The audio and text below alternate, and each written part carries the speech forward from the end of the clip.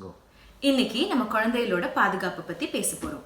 நம்ம குழந்தைகளுக்கு நம்ம எல்லாமே சொல்லி கொடுக்குறோம். குட் டச், பேட் டச், எது சரி எது தவறு, யார் நல்லவங்க யார் கெட்டவங்க எல்லாமே சொல்லி கொடுக்குறோம்.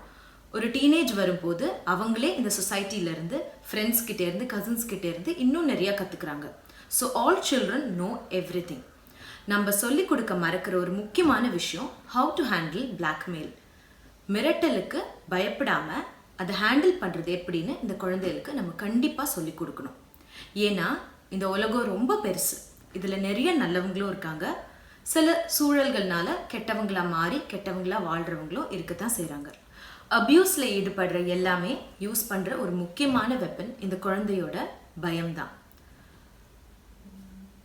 அந்த குழந்தைகிட்ட போய் நீ இதை போய் எங்கேயாவது சொன்னேன்னா நான் ஒன்று ஏதாவது செஞ்சுடுவேன், உங்கள் அம்மா அப்பாவை ஏதாவது செஞ்சுடுவேன் அப்படின்னு மிரட்டும் போது அந்த குழந்தை பயப்பட தான் செய்யுது.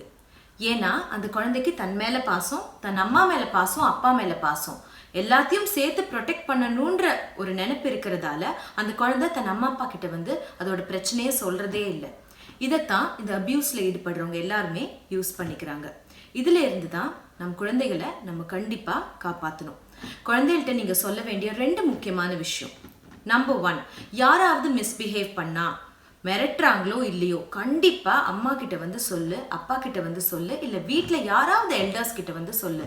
ஏன்னா இன்னொரு ஃப்ரெண்டு கிட்ட போய் நம்ம சொல்லும் போது அந்த ஃப்ரெண்டுக்கும் அந்த குழந்தைக்கும் ஒரே மெச்சூரிட்டி தான். அந்த ஃப்ரெண்டும் பயப்பட தான் போறா. அந்த ஃப்ரெண்ட் கொடுக்குற அட்வைஸ் கரெக்டாக இருக்காது. ஸோ அம்மா கிட்ட அப்பா கிட்ட வரும்போது அதுக்கு உண்டான கரெக்டான சொல்யூஷன் கிடைக்கும்.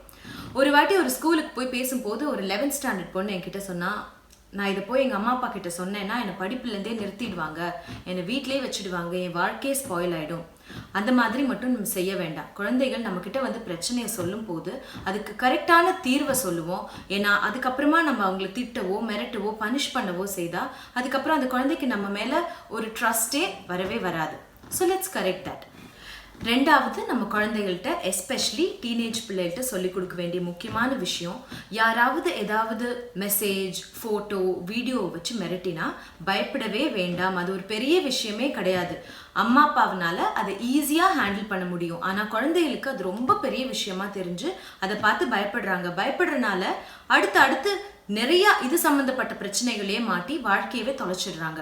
அதனால மெசேஜை வச்சோ, ஃபோட்டோவை வச்சோ, வீடியோவை வச்சோ யாராவது மிரட்டினா கண்டிப்பாக பயப்படாதீர்கள். அவங்களால எதுவுமே செய்ய முடியாது. நீங்கள் அம்மா அப்பா கிட்ட வந்து சொல்லுங்கள், அவங்க இதுக்கு ஒரு நல்ல சொல்யூஷனை கொடுப்பாங்க. இந்த மாடர்ன் வேர்ல்டில் குழந்தைய வெளியிலேயே அனுப்பாமல் எந்த சோஷியல் மீடியாலையும் இல்லாமல் பொத்தி வளர்க்குறது கொஞ்சம் அசாத்தியமான விஷயம்தான். ஏன்னா குழந்தைக்கு வெளி உலகமே தெரியாமல் போயிடும். ஆனால் இந்த சோஷியல் மீடியாவில் இருக்கிற சில டேஞ்சர்ஸையும் அந்த குழந்தைகளுக்கு நம்ம சொல்லி கொடுத்து வளர்க்கணும். அவங்களோட society and social media circle நமக்கு கண்டிப்பாக தெரியணும். கண்டிப்பாக தெரிஞ்சால் அந்த குழந்தைய நம்ம ப்ரொடெக்ட் பண்ண முடியும். Let's all be safe. Let's keep our children safe. Thank you.